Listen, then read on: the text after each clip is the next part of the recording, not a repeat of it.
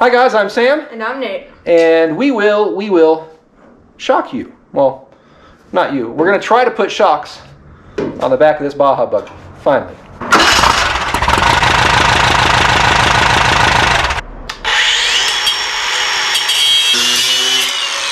Step 1, done. Step 2, going to be a little bit more work. I think I figured out a decent. Yeah? Yeah. It looks like the 67 seats-ish.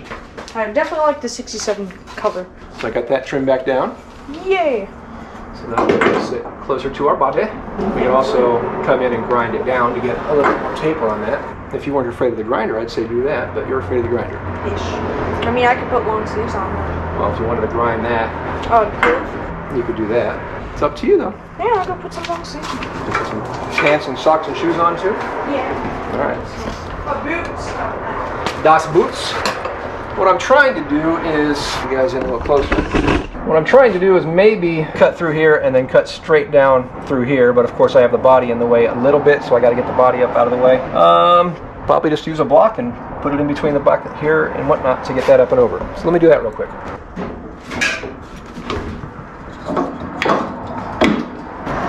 Well, unfortunately, right now what we've got a problem with is this guy here is hooking onto that. So I'm going to come back in here and cut this little ear out of the way so I can lift the body up some more to come in here and then chop this down right here and right there, and that will be a ledge for this tube to sit on, and that will be our new shock tower right about there. Sound good? I hope so, because that's what we're going to try. Did you already grind it down? Nope. I gotta try to cut the body up.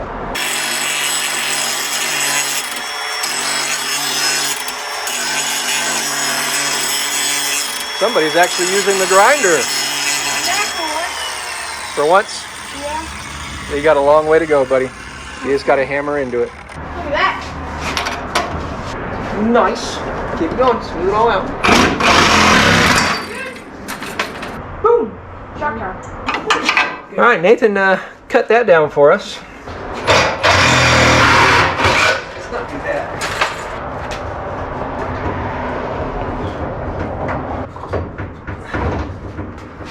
I'll have to come in and cut that down. Somewhere right in that vicinity right there. It was fun while it lasted, I guess. I got all dead batteries from my Ryobis. Old school. Shock tower, bye-bye. Shock tower, hello. Nate, come give me a hand, bud. Look at that. Almost perfect fitment. Yeah. All right, so now we've got to get our shock bolted on. Oh, let me show you my shock tower. Threaded shock boss, notch to the outside diameter on the front, notch to the inside diameter on the back, welded in place, and then cut flush on the back side. And then I grind it down. We will weld up all of this seam here, and then we got to shorten that out just a little bit, not a whole bunch. Yeah, I think right now our biggest concern is getting the welder plugged on, getting it pulled over here, and then getting this tube trimmed down just a touch. Okay, hold please, we're gonna go eat dinner. All right, homemade chili for dinner was delicious. My wife makes awesome chili from scratch. That will go somewhere in that neighborhood. A flat tab to set it on, to give it us a nice footprint. And importantly, a lot of guys are thinking, oh, you can't weld to this. Well, this is actually steel. This is, I don't know if it's forged or cast steel, but either way, it is steel. You can weld to it. It is plenty strong. You'll see that, or you'll hear that when I'm going through and welding. I've got tacked right there. Shoe tacked in place, and apparently the tube tacked in place a little bit as well.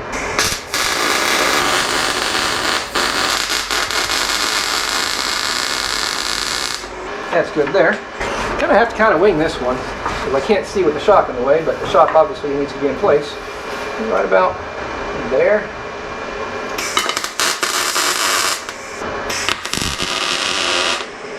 Let's find out if this works. Nate, let's pump her up, buddy. Now at this point, this shock needs to go back further that way, and same thing up here, but this will give us a good ballpark where we're at. Let's measure travel. Oh wow, yeah. Looks good, huh? So to the bottom of our eyelet, currently 14 inches to the bottom of our eyelet. Nate, you want to do the honors and jack this thing up? Hopefully this shock tower doesn't move too much. Oh, you know what? I could have gone a lot further forward with that. We still might. Actually, you know what? I'm going to do that right now. Okay, I'll continue right now. Hold on. Well, don't go too far, so it's going to take all of a second. Can you grab me the hammer real quick? Because more... That looks a little bit better. Grab me the stinger. Up. We're measured. You got it. Bring it on up. I got it measured.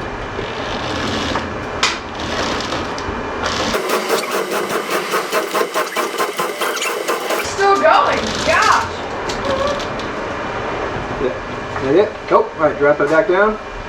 All right, bring it up. All right, so 28 and a quarter. Wow. Look at that. I mean, That's only 10 inches. How do you want to get 10 inches? No, 14 to Oh, shoot. 28. Never mind. Not 14 to 24. I was thinking 14 and a half inches. That Not ain't bad at all. So That's double what we 28.25 got in the front. minus 14. Nathan, how much shock tower do we have? 14 and a quarter inches.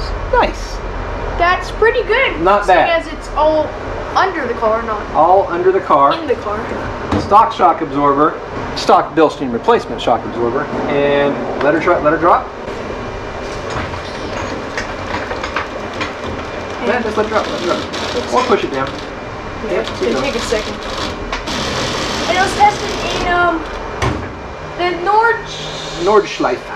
which is in Germany. Yeah, the Nürburgring Nordschleife. It's not even stiff, which I was super scared about. I was scared that it was gonna be like the front, the original front. Yeah, It's got some resistance, but it's not as bad as the front was originally. but And plus, with the full interior, that's much better. Nathan, we have a technique that works for shock. Yeah, buddy. inside or under. Outside and Outside. under. Yeah, buddy. Inside the stock fender row. Has anybody done this before? Probably not. Also means it's going to stop us from doing it? Heck Definitely no. not.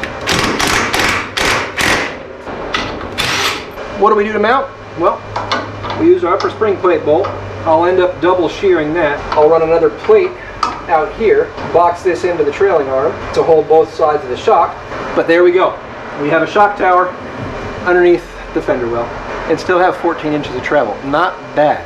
Not bad at all. All right, I'm gonna get to doing some welding here.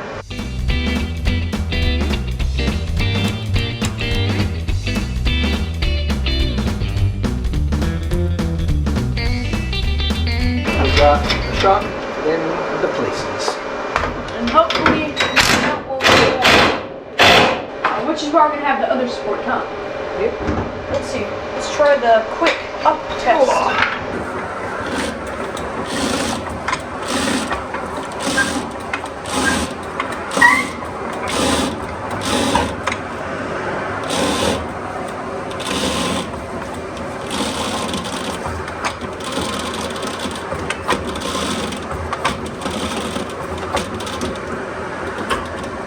Pull it all the way up.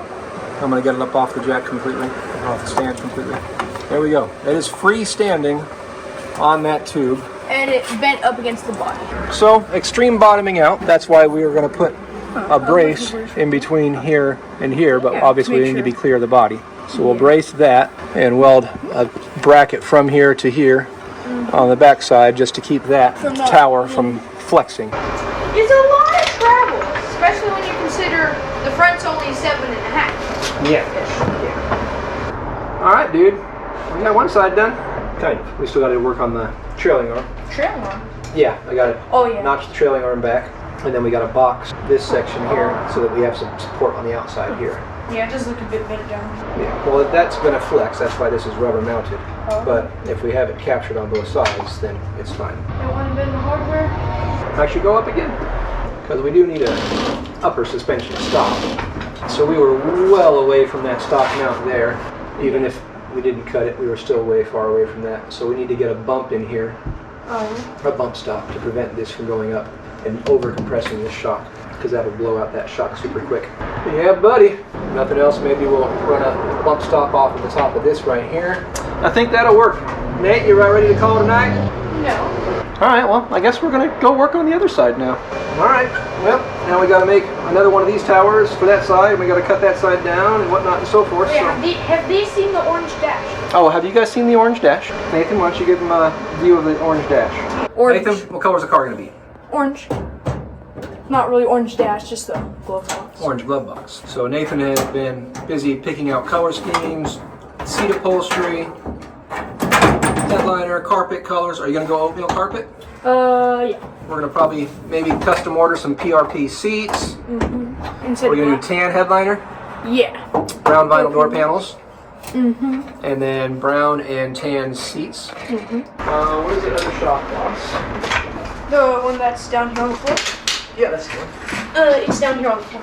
Gosh. Never it be. Because custom suspension Is what we do. ish.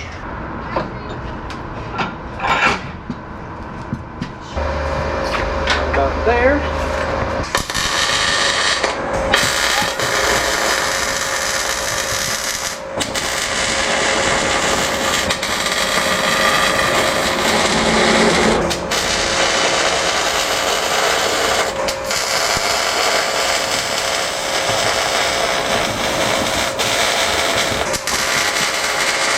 Yes, I do like my new welder. Yes, welder.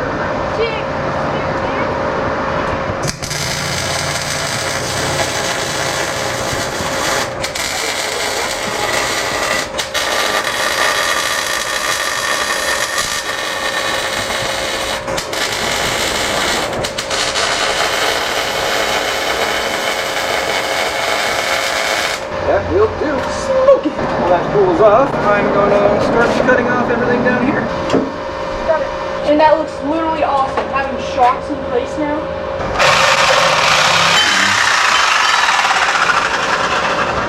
Right now we put that in there. We can get the longer bolts for that, and we can start setting this side up. And we're almost done with this side.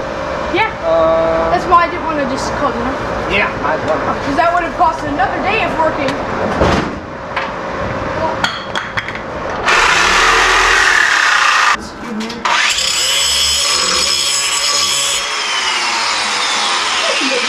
We need to get the other Bilstein shock, which is right there. I got that. So how come we can't use a bodywork dolly and a hammer to get Because you can't get a dolly in back behind there. Because there's body in it. I mean, most of it would come. No, you can't. It's Oh, all right that's here. right. It's all body in there. And right here is where the dent's at. Up in there. Believe me, I've been doing this a little bit. That saw is hot, and that bag is melted. How come Nathan isn't answering the calls, blah blah blah? That's Kyle, actually. Oh, dang. Oh wow. That's Jordan's car. Kyle's buddy, Jordan, is building his own 11 car. Is he gonna be ready in time for the Race at the river. Looks like it. Another Desert Dreams Motorsports 1600. Very cool. Yeah, it's pretty much ready to race now. It was a bare roll last Friday. Wow. Wow, They've shoot. been busy. So how come we can't be that busy? Because I have a regular 9-to-5 job and Oh yeah. you don't like fabricating. Well, it's got a shocking piece. Yeah, that's a bit better. Alright, so that'll be our platform on the bottom.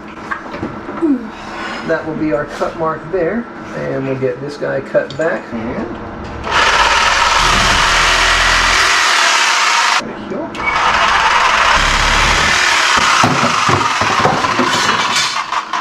Was that hole always crooked? no, it just appeared. Oh. Now we have a holy bucket. Alright, that's that. Is this my helmet or your helmet? Yours. Mine's on there. Oh well. Wow. My butt just fell through the lid. Oh, well, a lot of things have fallen through the lid today of Mr. Bucket. I'm just going to pick a spot and then we're going to stick it. Based on that one over there. And I'm going to stick that right there.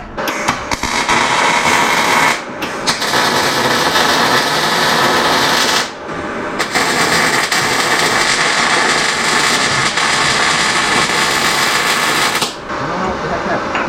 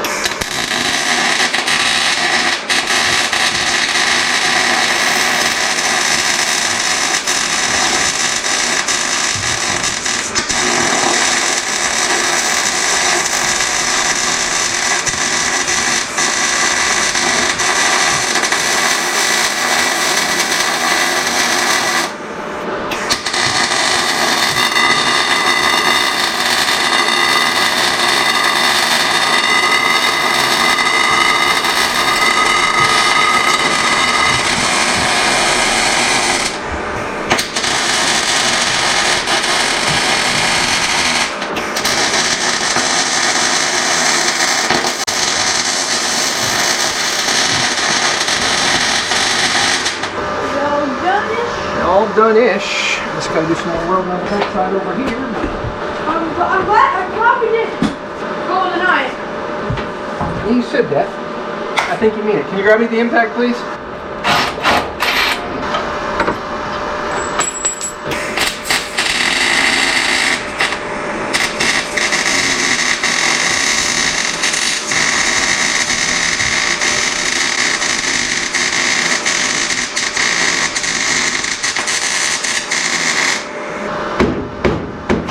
That's hot. Super duper hot. Yeah, buddy. We got shocks. We got 2 towers. Yay! Nate, how many shocks does the back of your car have? 8? No. 3? No. 2. Yeah, buddy.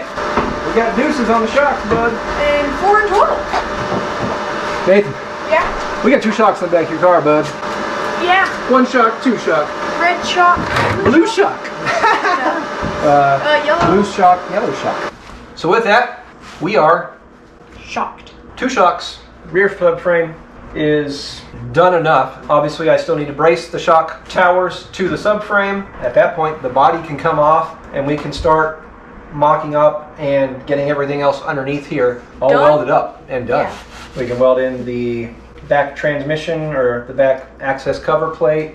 Yeah. We can get the rest of the subframe all welded up. The body's in the way here. We can make the brace for the shock tower. Back suspension's almost done. And then we gotta widen the beam. Then we gotta widen the front beam. And then AC mock AC, we gotta get the condenser and a couple other things for the backside condenser and dryer, I think, are the big things for the back. And then fuel. Oh, you know what at this point we gotta do? We don't have our mount for our rear bumper anymore. So we've got to get our rear bumper bolted back in place. Yay. And we've got to figure out a way to mount the bumper to this subframe. So see if I have some tubing couplers. If not, I might have to order some tubing couplers. I got to make certain to bring home the roll cage before this weekend, because so we can build our feet to make sure we can connect our roll cage into our subframe, and we can get that done. And then front. And then we can get the whole chassis all cleaned up and painted and detailed. Well, I mean, before pretty. that, we need to do AC mock-up, because we're probably going to run tabs off this. Oh, yeah. So we're going to have to get some AC stuff and make sure that we don't have to do anything else on the chassis. Yeah. Get the floor pans in. So I need to find a super compact AC condenser that will fit above the transmission below the body. In this general In this area here. Anyway, we're getting there. We got shocks. We got more work to do on the back. A couple steps closer to having the rear subframe and all the rear suspension done. Front's not going to be too bad as far as widening the beam. And then the next step after that is electric power steering. The couple used junkyard components I got off of eBay. One of the 2 isn't working. I don't know if it's the control module or the steering column, but I don't know. I'll test that out, try and diagnose that. If anybody has any tips on that, let us know in the comments below. But in the meantime, thanks for watching. Life's full of good people. If you can't find one, Be one. Later, guys. boom. Shalaka.